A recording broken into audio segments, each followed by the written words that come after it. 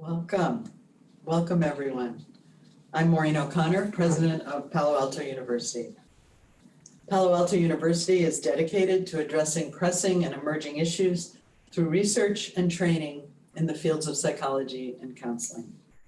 It's my pleasure to welcome you to our webinar series, At the Forefront of Mental Health. Today, in honor of World Mental Health Day, we will explore the issue of global mental health. The World Health Organization, the WHO, has announced that this year's theme for World Mental Health Day, which is October 10th, is making mental health and well-being for all a global priority. Over the last several years, I had the great honor of chairing the American Psychological Association's Task Force on Human Rights. Our work, completed in 2021, culminated in a report entitled Moving Human Rights to the Forefront of Psychology. The task force examined the integral connection between psychology and human rights, and I would say more broadly, mental health and human rights. As a result, today's topic has particular resonance for me and certainly for our university. With this backdrop, I'm so pleased to have with me today Dr. Sita Patel, an associate professor of psychology at Palo Alto University. Last year, Dr. Patel was awarded a prestigious Global Mental Health Fellowship offered jointly by the American Psychological Association and the International Union of Psychological Science.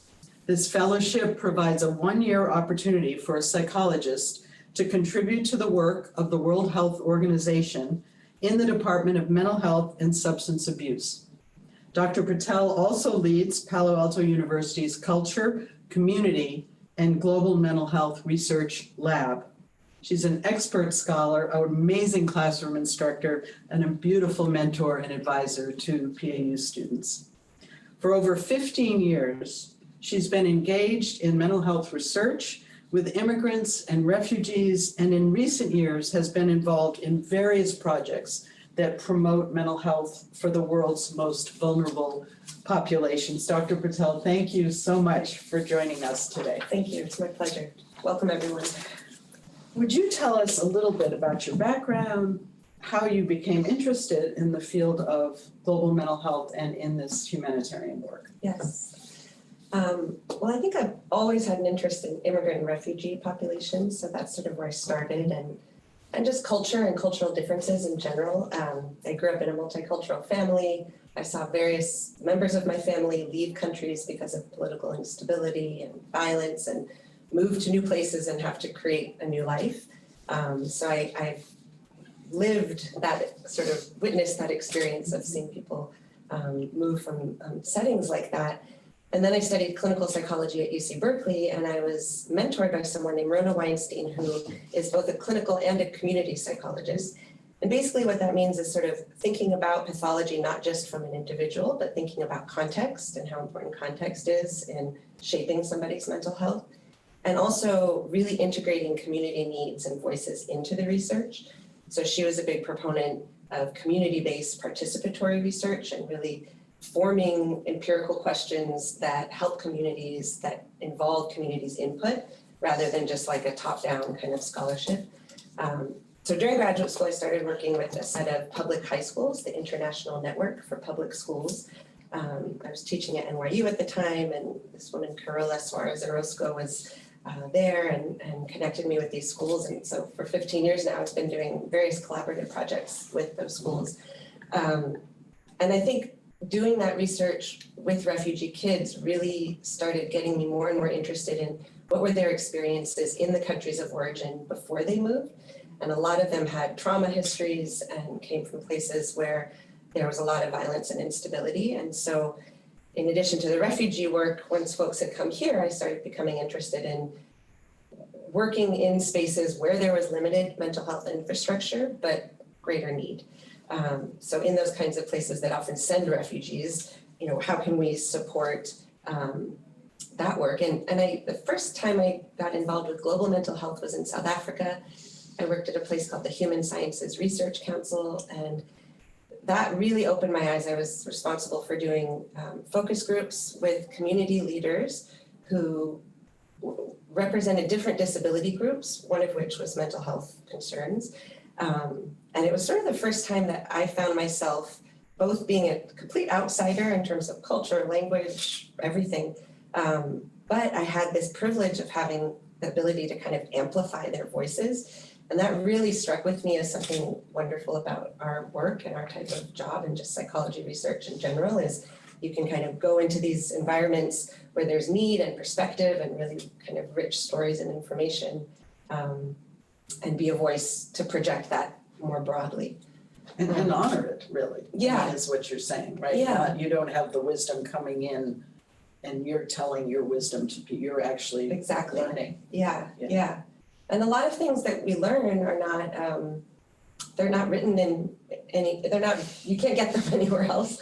I remember hearing stories of like, there was a woman whose child was in a wheelchair, very much wanted to go to school, and there was a policy in South Africa at the time around disability that the doorways had to be a certain width, and they just weren't. So this child who could have been well educated didn't have the chance to go to school. So a lot of stories like that around like this big gap between the policy that might be written and that we can look up and say, okay, this is being taken care of, and what's actually implemented, and you've seen in your work, but the same is true for mental health, that we really need not only policy, but like oversight and advocacy to make sure that those things happen. And the reason the work is so important to get out to the public too is so that can be implemented, not just sit on pieces of paper, right? I think that's really, really important.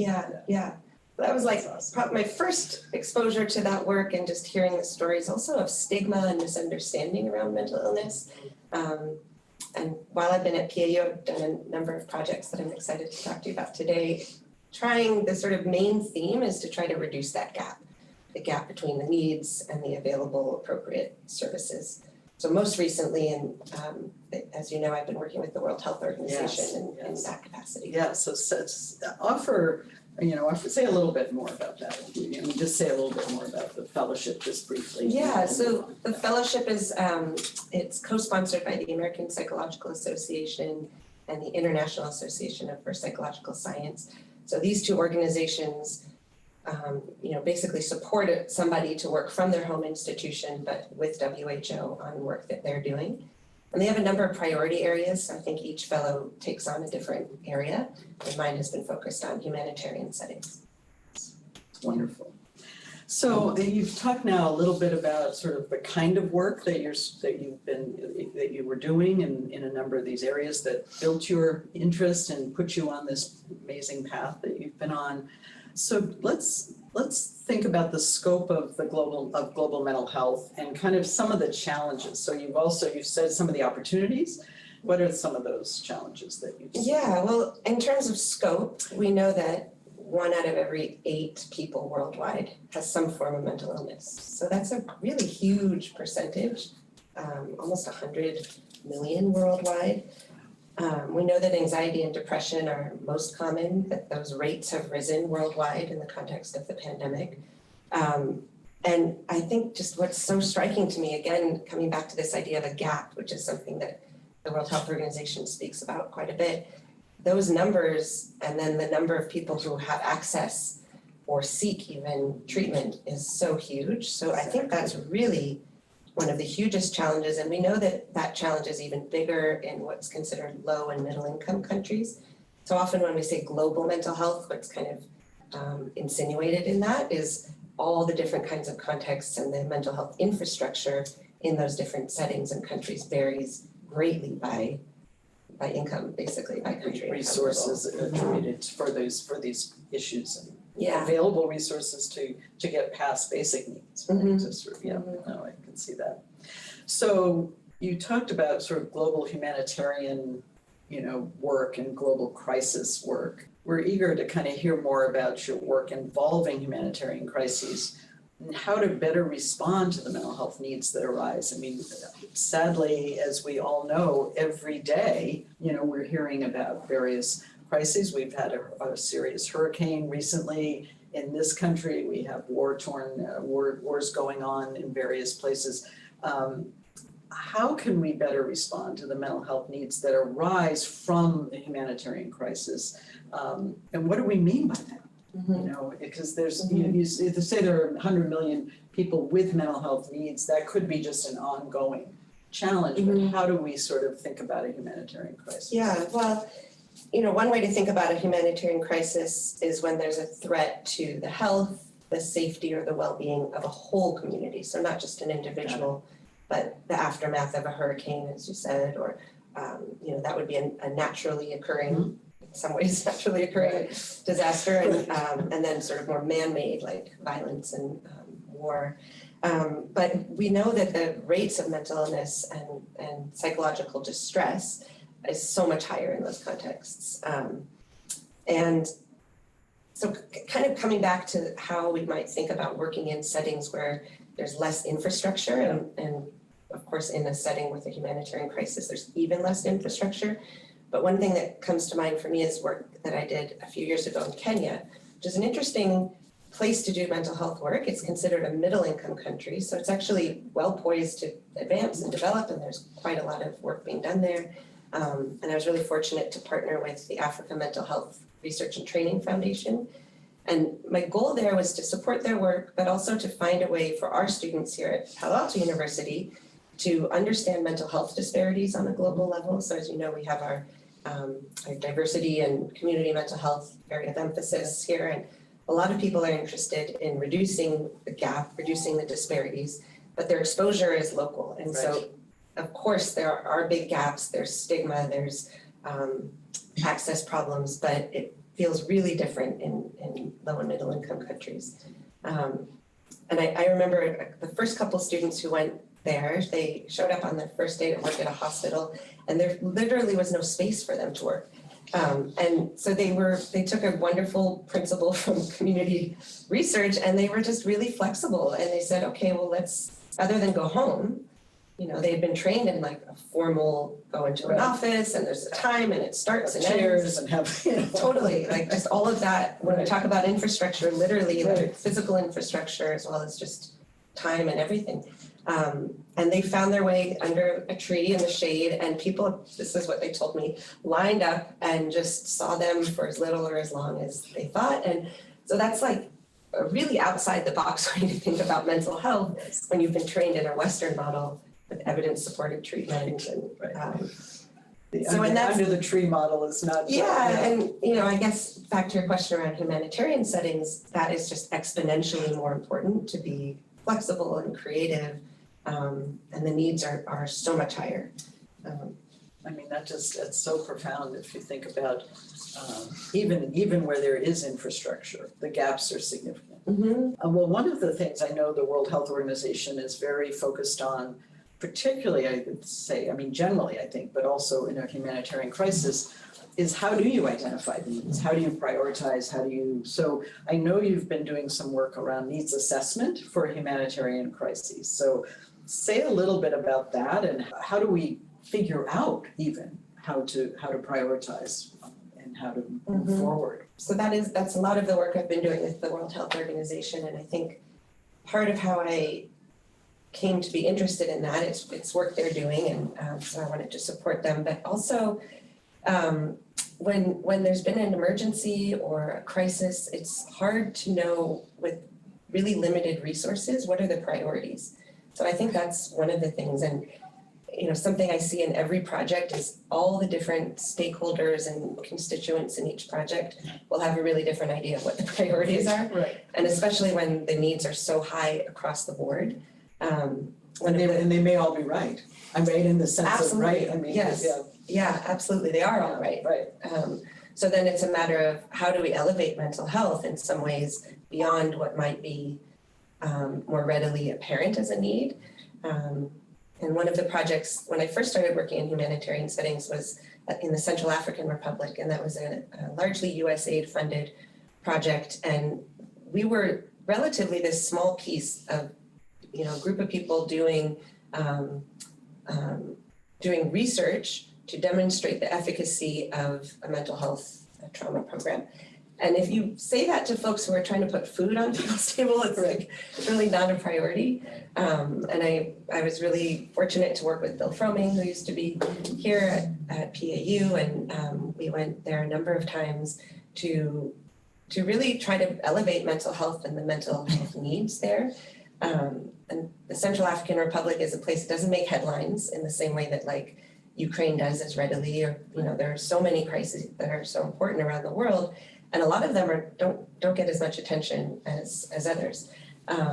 And so what we found when we went there is, this is a country that used to be a French colony and had sort of been forgotten in a lot of ways by the global support systems and a lot of infrastructure in all ways of thinking about that word had kind of fallen down. So, roads to, right, I mean, the whole. everything, Yeah. literally no paved road. And so on that level, we were working in a setting, it's often ranked the poorest in the bottom poorest 3 countries in the world. And so, doing work where we were trying to do the mental health piece with a group of folks and working really collaboratively to meet a whole host of needs was really important to, like you said, respect all the different priorities. And one of the things we did is we really brought that community participatory perspective. Yeah, talk a little bit about that. Yeah. I've read some of your work on this and it's really interesting. Yeah, we published a paper from this, and basically it was focus groups. We felt like we can't really go in and do an intervention to reduce symptom or diagnosis levels when we don't even know how symptoms manifest in this setting. There hasn't been enough work to understand whether our diagnostic classification system for something like post-trauma, PTSD, does that fit there? Maybe they have a really different way of. We can't just impose our image of what it should look like. Yes. Yeah. And that's something that I think in the field is well recognized, but there are places where people just haven't really done a lot of that work. So the first thing we did was just sit down and have conversations with people, and we did a series of focus groups.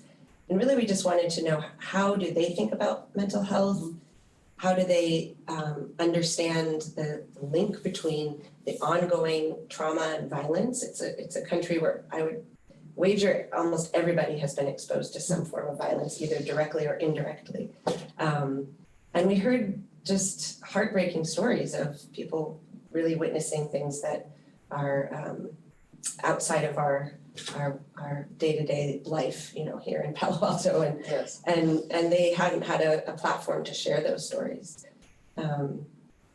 So how did you, I wonder how you, from that experience, it must have just been so rich to have those conversations. How did that inform you? Did you come away thinking, oh my gosh, we can't prioritize mental health, we have to do these other things? Or did you come away thinking, we have to figure out how to prioritize mental health in this context? Like where did you land on that? I think absolutely we have to prioritize, and also it's so connected. So, like one woman we spoke with, and this was not at all uncommon, so many of her siblings had been killed that she was now responsible for 12 children. So one person without viable work, responsible for 12 young children.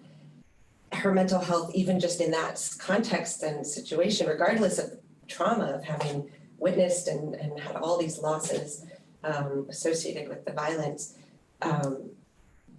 So in terms of those basic kind of hierarchy of needs, if we want to think about human rights, which I know you're passionate about, what are the rights of children? And on some level, some basic care is a really human right. Having a parent, having someone responsible. Yeah, and a woman like that is going to have a hard time supporting that kind of So in that kind of a context, talk about the kinds of work you did there to, I remember reading about, kind of training local, right? Sort of giving people tools themselves. Like how did you think of, how did that play out? Well, so there's an idea within global mental health called task shifting. And it's pretty wonderful in that it leverages local community resources, being culturally and in-group, linguistically, being a community leader, and allows those folks to work in partnership with us who maybe have the Western model of therapy and mental illness in mind, to really partner and leverage that group as a resource for delivering services. So our role was really to support the efforts of training folks there to carry out interventions that were aimed at trauma, a lot of psychoeducation, like if you have seen these kinds of violent acts and you're having nightmares, those two things are connected. And those, on that basic level, people didn't necessarily know. And they also didn't know that other folks in the communities were suffering in the same way.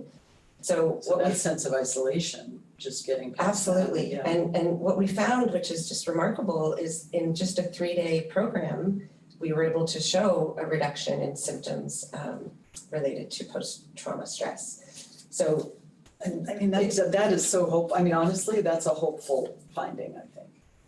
Right? I mean, if you can have that kind of impact. it's hopeful, and it's kind of a way to think about like how to structure resources. So if we think about how much it takes to train somebody in a university like this, 6 years of training, there's no way that we can do that and reach everybody with mental health needs. They can't wait for 6 years, right, to get the. And there's only, one Right. for every, so for us to be able to go there and partner with folks on the ground to have an NGO presence, we did a lot of work with our partners there who had been there doing other kinds of work in order to then access the communities, teach them about mental health, and to carry out this program. So it really leverages resources in a much more efficient way. I love that. I mean, it sounds like going in and sort of, you did, essentially the focus groups were kind of a needs assessment, what do we really need to do? And then you use that to kind of do multi-sector collaboration, right? And I keep hearing you use the word partner. Like, it seems to me, I mean, certainly that's true even locally, right? Anywhere we are, we need to be working in partnership with other organizations and with our neighbors and things. But in these contexts, in global mental health, it sounds like it's almost imperative. Am I hearing that correctly? Yeah, I mean, in global mental health, in any sort of cross-cultural mental health, which I often feel like any setting I go into is cross-cultural. There's probably few people have exactly my set of identities, and that might be said for everybody. And so to be able to partner to better understand what's happening, I mean, in the case of working in the Central African Republic, there's no way we could have even just carried out the work. So we really relied on things as basic as like armored cars and transportation and security, and folks who were from there who could go out into churches and find the church leaders and other community leaders and bring them to do the work with us. So absolutely imperative for this kind of work. I mean, I'm wondering in your work with refugees, high schoolers, have you been able to, how does the work that you've done on site, let's say, translate to when you're working with refugees who've come here, but have left settings where how do you think about that? Do you? Well, I think on just a personal level, it makes it so much more vivid. And, I guess the most concrete thing that translates into is compassion when I'm doing the work here, to be able to, in some little way, have a sort of visual and deeper understanding of what kinds of challenges people have left and have as part of their history. With migrant youth, we often talk about those challenges or risk factors being kind of in 3 camps: before migration, during migration, which we know there's a whole lot of things that happen that are very traumatic during migratory journeys, and then post-migration, resettlement and discrimination and everything. So you're supposed to be fine all of a sudden, right? Yeah, no, it doesn't happen quite that way, right? I mean, I think that's really, we spend a lot of time at PAU worrying about, making sure our students are culturally competent, making sure they're cultural humility. But in what I'm hearing from this conversation is having the opportunity to be in those sites and to be sort of in the world where you're dealing with the humanitarian crisis on the ground really can shape the way you think forward, not just about your practice or your teaching, but your research, right? I think it shapes it. And I'd also say you don't necessarily need to, it's a privilege and a luxury, and it takes resources to get on a plane and go somewhere. Yeah. And that's not always possible, and one can absolutely contribute, learn, and grow in that perspective, especially now with, Zoom technology and everything. One of the projects I worked on a few years ago was with the Freedom Fund, which is an NGO based out of England. I worked with them as a consultant, and their main focus is around, they call modern slavery. And it was a term that was new to me. I think of slavery as something that has been eradicated for some time, in most places anyway. And really, they try to reduce and support people who are victims of really inhumane work conditions worldwide. So that ranges everything from like migrant fisher folks, sex workers in Thailand. They were in part of this project. We worked with girls in India who were working in the garment industry. So places where their human rights were not supported. And there's a lot of work worldwide around modern slavery, but most of it takes an economic angle or like a supply chain maybe angle or policy or legal, policy, yeah. All of which is really important.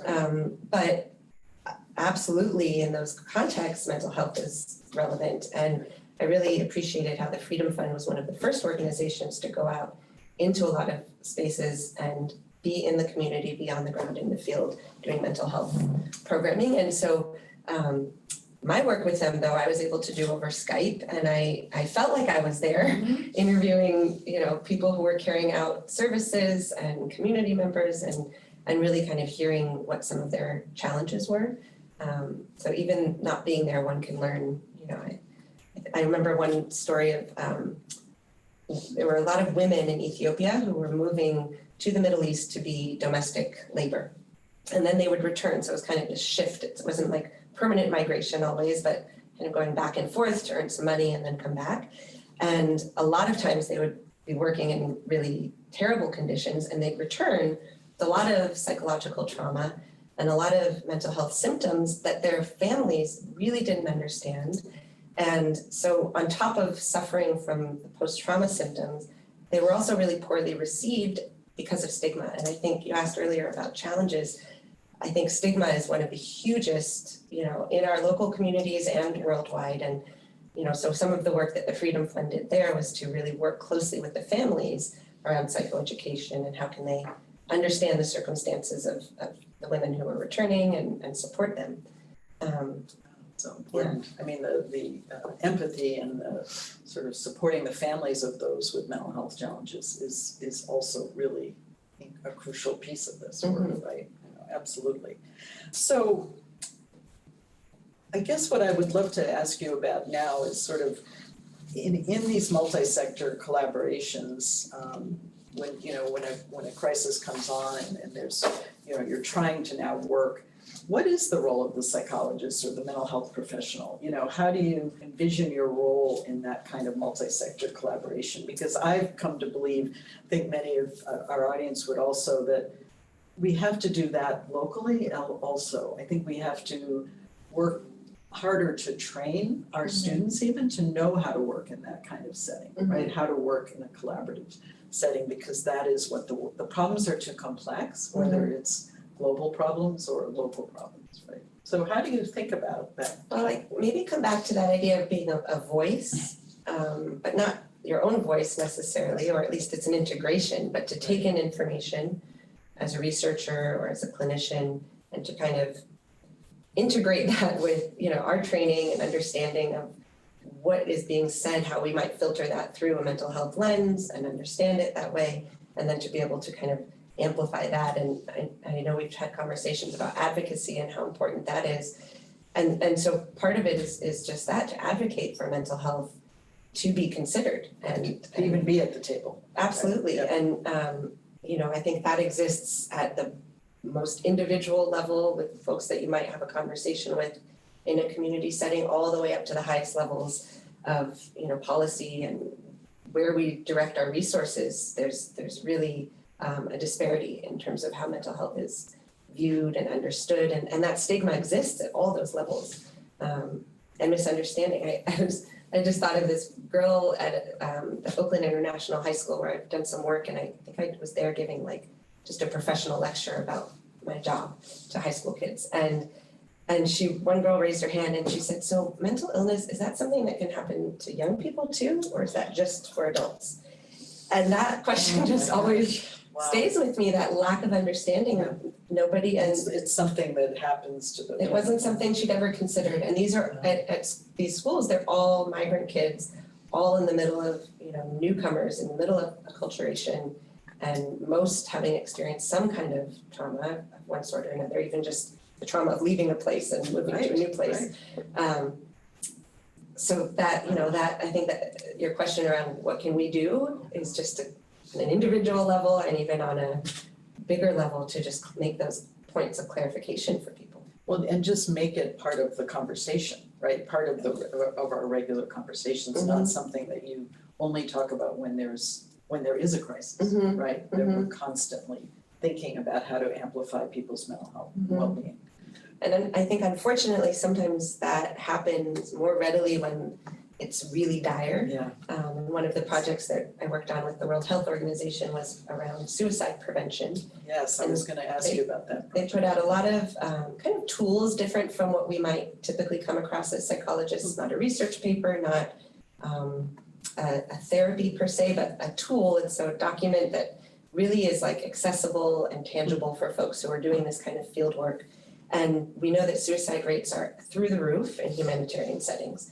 And so it's sad in a way that it takes that, it takes a death on a big level to have folks realize that this deserves some attention. And that it's, the circumstances bring such loss and trauma and a loss of hope that death is happening by suicide. I mean, what I like about what you're saying is that the tool itself, hopefully, right, is developed with what we've learned from the work, research, other things, but you don't have to have all the training that you and others have had, right, to be able to use the tool. Yes. Is that, yeah. And I think the collaboration happens not only on the ground in the ways that we talked about, but also in developing these tools. I came in at basically the end to sort of support the effort that had already been done by dozens of academics and NGOs and representatives who had that field experience and had the maybe more academic training, and so knew how do we translate what we understand and know is helpful around things like needs assessment. How can folks in the field understand when risk is high? What are risk factors for suicide in order to prevent it? So they had that sort of combination of knowledge to be able to create toolkits and guidance packages that people can pick up and hopefully use pretty readily. Well, and I think that, getting back to the work that APA did on human rights, one of the things we really emphasized was that we need to incorporate understanding of human rights and humanitarian issues into our training, right? So that when your people are out in the field, whatever work that they're doing in mental health, they have a backdrop of understanding why this kind of work is so important, the needs assessment piece, the collaborative work. I think that for us, to me, that's sort of call to arms or call to action for us as educators to make sure we're preparing our students and our amazing students to to be able to function in those ways, to not just think I have all the answers and I'm going to tell you these answers. I'm actually going to work with you to use my best knowledge, but work with you who understands the issue and develop the best tools that we can. I think that's like my dream day right there. Yeah. And the example I gave of the two students who were my first two to go to Kenya, I didn't mention, but really important in their work was their collaboration with a local provider. Wonderful person who was Kenyan and worked at the agency that we had partnered with. And it was this really lovely kind of symbiotic, our students have the training in certain ways of thinking about assessment and therapy. And he is a local who was a medical technician and, had been doing all the mental health work for this agency at that point. And so they really learned from each other. And it was, again, just like really thinking outside the box when you have 3 providers go and, a team for one individual, but it was really more effective than if any of them had been doing it in isolation. Absolutely, oh my God. So you've talked a lot about what it looks like on the ground. I think the collaborations that take place, are there other projects or other examples that come to mind that you'd like to share with us, or other thoughts you have? Yes, well, I think I'm just fascinated. I mean, I just wish I could have been with you on all of these journeys. I think there's so many ways to do the work locally too, and that's what I'm really getting involved with more and more here. I think it's sort of this dance of like going out into the field, maybe collecting data, learning something, starting a project, and then working it through to kind of be able to disseminate. And one project that I'm excited about that I've been involved with in various ways locally, but not yet internationally, is a program called Soccer Without Borders, which is at Oakland International High School. And as it sounds, it's a soccer program, but there's so many benefits for the refugee kids at that school who have lost their communities. And so on the very basic level of just having community and having adults who they can rely on in a different way from a teacher, a different way from a doctor. And a lot of the kids have been separated from their parents. A lot of the folks, as you know, coming into the Bay Area and California are from Central America, and there's a lot of parental separation. So we've been doing work around that, and this program is really wonderful. One of the things that we found in our research with them is that the relationship with the coach is so vital. And so, again, this is this great work that's been happening right across the Bay. How can we get the word out, and how can we amplify that? And it exists not just here in Oakland, but in other countries in the world. Yes. So I think and I think what I love what you're saying is, how do we build in support for wellness, right? For mental wellness, for thinking about these issues, so that you don't have to go over here to get them, right? You get it in your soccer program. You get it where you are comfortable. Yeah. And you get it in your school. So that's, I think, essential, because the schools are a key partner to this. Absolutely. And if we think of, there's a lot of research on sort of pathways to care, and you'd be amazed at how complex these models are. There's dozens of ways that people can get derailed between having the idea, oh, maybe I need mental health care, and then actually like receiving the care. And so just something as simple as like having money for a bus to get to a clinic can sometimes derail people on the path to getting care. And so if we can have more school-based or maybe work site-based care, then I think that really helps reduce some of the major obstacles in receiving care. Which is almost like translating the work that we've learned from humanitarian crisis, being on the ground, like let's translate some of those things back to locally as well, right? It's sort of a mutual, not just something that happens over there. We actually need some of those same principles here. And we have humanitarian crises right here, absolutely, both from natural disasters, and also I've been partnering with folks who are in Texas right on the border, and written a couple of papers related to detention facilities, and again, just like needs assessment and understanding the mental health needs as people finish their migration journey and arrive in the US only to find, freezing cold, they call it hieleros, ice boxes, these detention facilities, separation from family members. So again, just elevating the mental health crisis that is happening not that far from us. Yeah, it's really important. I think it does really, for me, it really amplifies how I think we are inadequately focused on human rights throughout. We need to understand that basic human rights has to include access to mental health care, right? I think that's sort of what all of this is saying to us, that we've thought about human rights from many different angles, and certainly there's been amazing work, but I like the fact that the World Health Organization and some of the groups that you've worked with are really starting to see mental health as part of the fundamental kind of human rights of people. And I think global mental health, which sort of stems more from medicine and public health, a lot of the metrics that they put around that is the burden of disease around mental health. And there's a financial burden and a So the trickle down effect, whether it's that woman who has to care for 12 children, and so there's no way she can make an income, and the effect of having been raised in that context, what will be the sort of long-term consequences on a society when there isn't intervention to sort of cut off those risk points related to mental health. Right. That pathways to care is confusing enough in a resourced place, Absolutely. right? Never mind in a place where that's Absolutely. Yeah, wow, that's really important. So maybe as a final thought, where would you like to see energy put next? Where do we really need from a sort of maybe policy and even from education standpoint? Like, where do we go? I think this conversation is in part in honor of World Mental Health Day and sometimes called World Mental Health Awareness Day. So I think if I had a magic wand, it would really be that, to just have, maybe every person in the world, mental health could be something that comes to mind when there's any form of ailment. And we know that there's physical symptoms. Separate. Let's stop that separation. And to think of it the same as like if you break your arm, you have to go have that fixed. If you're bleeding, there's something to do. And you don't wonder whether you should go. You don't wonder, you don't judge yourself or others.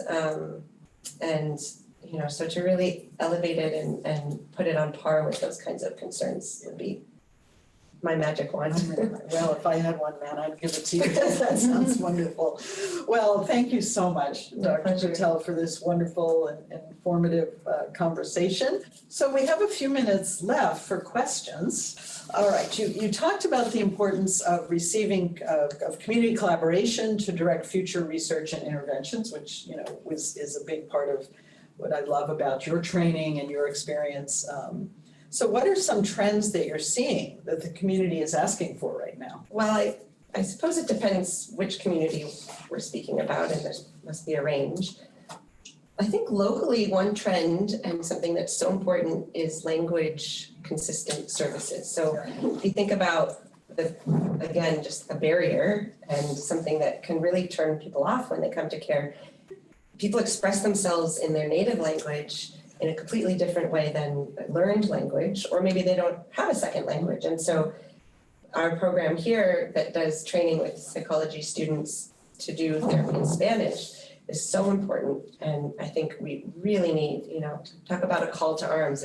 If any people have language services as something that they can deliver, I think that's something that our local communities really need. That's really good. And I think the other thing I would say, what I keep hearing from our partners is, and you've alluded to this already, is the need in the schools, right? The way that we structured, the way that the mental health support had been structured originally in schools. First of all, it didn't necessarily start early enough.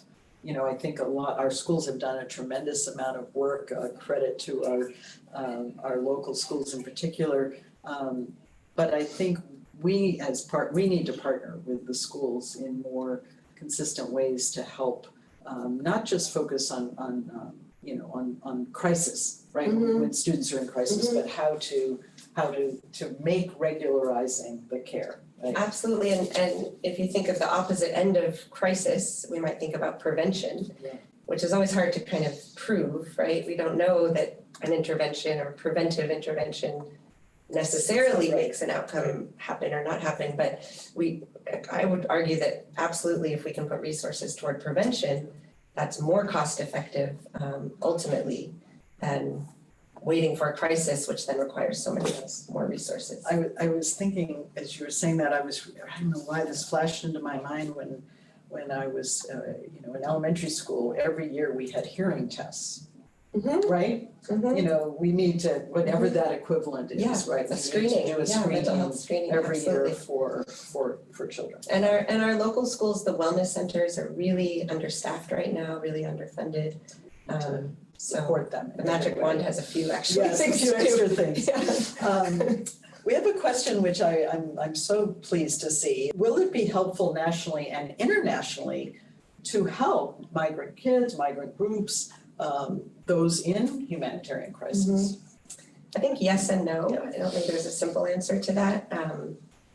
two things come to mind. One, there was a recent opinion piece in the New York Times by a friend and colleague in the Bay Area, Adrian Aguilera, who wrote about teletherapy and how useful it is, and yet how the gap or the disparity that we've been talking Just about amplifies the gap, right? it, you know, if you don't have access to the internet, it's limiting. At the same time, right when the pandemic closed schools, I was working with Will Martinez over at UCSF and on a Fuerte program, which was a school-based prevention program for newcomer youth. And we had to really quickly pivot from in-person services. I remember being in a room with 8 kids and they were shy, and there's a lot that can happen in person. They were, like we were saying earlier, they were there, so we could get them to come. And we had to really quickly pivot to teletherapy. And so we learned a lot in that process and wrote a paper about it, but we saw both benefits and drawbacks. Benefits, some students said they actually felt more comfortable. Some, these are kids who were raised in They're digital kids, yeah. So they felt kind of more comfortable, but really the attrition and attendance was so hard. Yeah. Lots of kids didn't show up to the teletherapy groups, and when they did, sometimes we would realize that they were in a like a crowded, noisy environment. So trying to do what we think of as therapy in that kind of environment was really challenging. So benefits and drawbacks, and I think teletherapy is wonderful, but requires resources like space and technology. Well, and not you can't just turn on a screen and know how to do therapy effectively via that, right? I mean, I think it also requires a lot more than we had time to, with the pandemic, you pivot and you do it, but we've learned a lot since then, I think, so that's great. Another question about your work at the WHO. Do you know whether the WHO has any plans to implement their goal of sort of spreading global mental health? We love this theme and goal for their work. Absolutely. I mean, there's a whole division that is working on this, Nice. and the couple of tools that I mentioned are just a couple, and there are so many. If you just Google mental health and WHO, you'll come up with a whole host of things that are publicly available, that are aimed at helping people who are in communities to understand, to assess, to treat mental health. And having a World Mental Health Day is, a great example of that effort. That's awesome. That's great. We have a couple more questions here. So this is a good question that kind of amplifies the stigma concerns. So how have you approached situations when you find yourself faced with distrust, or you're in a place where there's ignorance around mental health treatment, or there's, you say, the families who were sort of not understanding what the mental health needs. So how have you, what are some techniques to, I would say, maybe combat that stigma or to build trust? I think this is more than a wand. This is more than a wand. Yeah, no, but I think it's like, I sometimes talk with my students about building rapport with a community. It's similar, and we need to be thinking about it in the same way that students in clinical psychology are taught about building rapport with an individual client. Right. On the most basic level, maybe talk less and listen more. and I sometimes go into a community. I worked with a clinic for survivors of torture in San Jose. And I just remember our first conversation was, what do you want us to do for you? Like, how can we help you? What are your needs? I might have my own pre-existing, research come in and ideas. give a lecture. Yeah, I have a sense of where the literature might go and all of that, but that's not actually that interesting to people who have, on the ground service needs or are curious about how their services are working. And so to really just listen as the first step, and then you are sort of with your actions giving value to their lived experience. And they feel heard, which maybe, I remember talking with a colleague one time who was working with a refugee in New York. This was in New York, and it was really the first that they listened, and the comment was it was the first time anyone had listened to them. We hear that so often. Absolutely. Yeah. This is the first time I've had a chance to tell this story. No one's ever asked me that before. And then especially in a group context, like a focus group or a group workshop, to realize that everybody has that shared experience is really pretty profound. That's great. And our colleague, Dr. Munoz, is asking us, I'm sure he was very happy you mentioned the prevention. How do you deal with the trauma that you and our students must experiencing in witnessing human suffering? I mean, now you've talked about being in these situations where you yourself are witnessing trauma, Well, I think, we have to take care of our own mental health as well, and I do that in many ways, pretty actively. And it's something that I've thought about not just for myself and my students, because we actually receive a lot of support. Students being trained receive weekly supervision. I have a whole host of colleagues. I have health insurance to have my own therapy if I want that.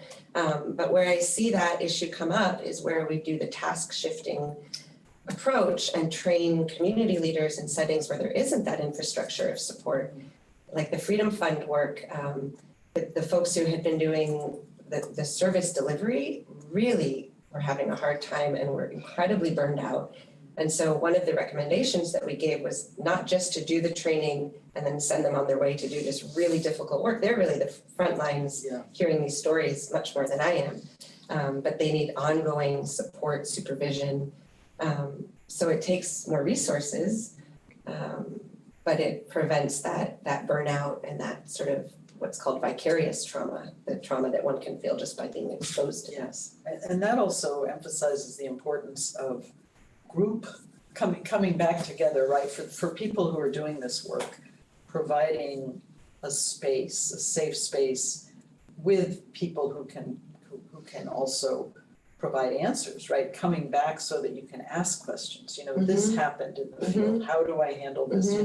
We were working with a colleague was working with a camp on this issue, right? The counselors need a place to come back to, right? To sort of say, hey, we got the training, but then this happened. So that suggests maybe some additional training that our students need. Is it maybe more help around group? It's kind of consultation. Group consultation, yeah.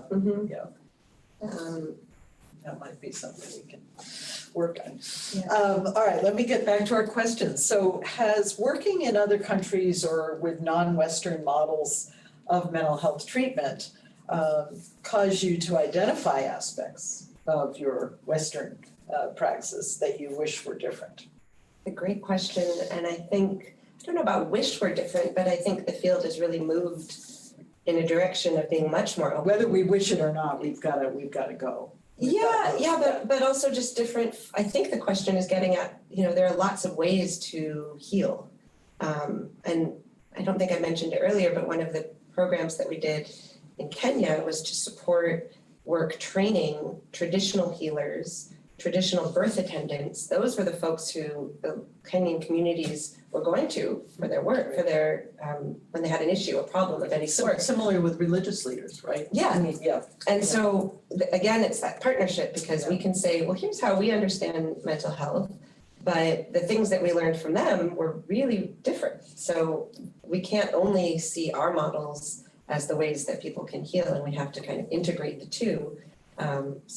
And I do think, whether it's mindfulness practices or things like that have traditions outside of our sort of Western Freudian ideas of psychology or psychotherapy, there's more of an integration of that now. And hopefully that's our students leave us with that understanding, I think in ways, but it's really important to keep at that, I think, because there are, we're always, I feel like being one of the things about being at the forefront is you're trying to push the field. We're not just settled back, right? We're trying to say, where could we be going? And I think, infusing our curriculum with more human rights understanding, for example, is whether people are going to do global mental health or not, they should understand those fundamental human rights. All right, last two questions here. Let's. So, what advice do you have for? I know you love this because you're a fantastic mentor. What advice do you have for psychology?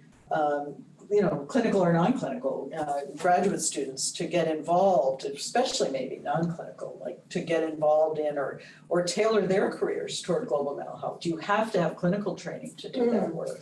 Definitely not. And actually, Dr. Fromming, who was the principal investigator in the work in Yes. Central African Republic, is a social Social psychologist. that's right. But I do think it's sort of putting yourself out there and letting the interest be known. There are also a lot of NGOs that often look for consultants, and I think that's something that I've really enjoyed, because there's no way I could do all the work that is being done, but I get to kind of be a little part of the work and maybe bring some research skills or some academic, thinking about the knowledge base and theory to this more practical work.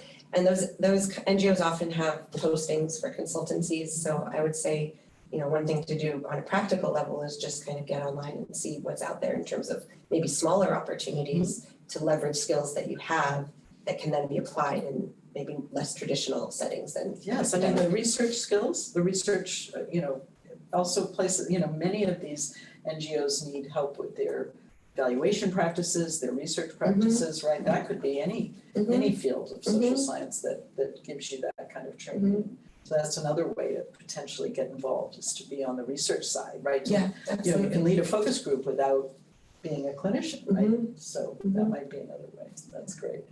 All right. Requests for resources, books or articles to read up on global mental health. I mean, certainly going to the website, you mentioned the WHO global, their own website on this work. Yeah, I mean, I think there are, Johns Hopkins has a well-established global mental health program, University of Washington, Columbia. So looking at who are the faculty who are involved in those kinds of programs and what have they published, that's on the more academic side. But I think really just the World Health Organization has so many resources, things to read, practical, informational, so you could spend days and weeks and months learning and reading just from that. And we have to also say, of course, the APA Task Force on Human Rights final report and resolution, which has many suggestions and recommendations for how to move ahead in this work. So, well, this has just been delightful. That's all the time we have today. I want to thank Dr. Sita Patel for joining us and for her truly impactful work in global mental health. On behalf of Palo Alto University, and especially all of our faculty and students who care about this work so deeply, thank you for spending your time with us. We'll keep you posted about future events at the Forefront of Mental Health series. Thank you all. Thank you so much. My pleasure.